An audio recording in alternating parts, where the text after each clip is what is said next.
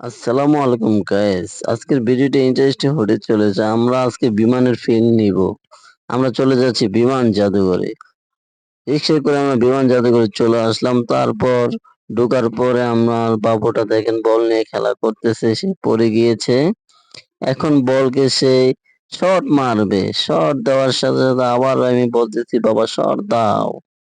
Shot দিতে দিতে আস্তে আস্তে খেলা করতেছে। এই ফাঁকে আমরা সবকিছু দেখতেছি। বাবু বল নিয়ে পড়ে আছে। দেখি সে বল নিয়ে কি করে। বলটা আমাদের না, বলটা হচ্ছে একজনের। সে বল নিয়ে খেলা করতেছে। দেখি সে কি করে, তার দিকে লক্ষ্য রাখি আমরা। আবারও বল ছুঁড়ে মারলো। আবারও বলটা তার কাছে কিক দিল, কিন্তু সে আবার তাকে আবার দিয়ে দিল।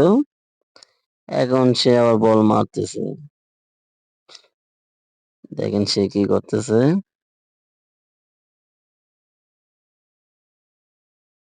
যাই হোক, বাবুটা এখন খোলা মাঠে পেয়ে খুবই মজা করতেছে। এখানে একটা হরিণ দেখেছে, হরিণটাকে দেখতেছে। তারপর সে আমাকে ডাকতেছে বাবা কোথায়, খুঁজতেছে। এরপর যে আমাকে দেখে ফেলছে। এখন আমরা দেখতেছি বিমান। আমরা এই বিমানে উঠবো। তাই বিমানের আশেপাশে কি আছে তা চারদিকে ঘুরে আমরা দেখতেছি। বিমানের চাকাগুলা দেখতেছি, সামনের চাকাগুলা দেখতেছি। আসলে কি এটা অরিজিনাল বিমান? মনে হচ্ছে অরিজিনাল বিমান নষ্ট ছিল, তাই জাদুঘরে নিয়ে আসছে। এখানে আবার এসিও আছে। এখন আমরা এই বিমানের ভিতরে ওঠার জন্য টিকিট কাটবো। টিকিট কাউন্টার খুঁজতেছি।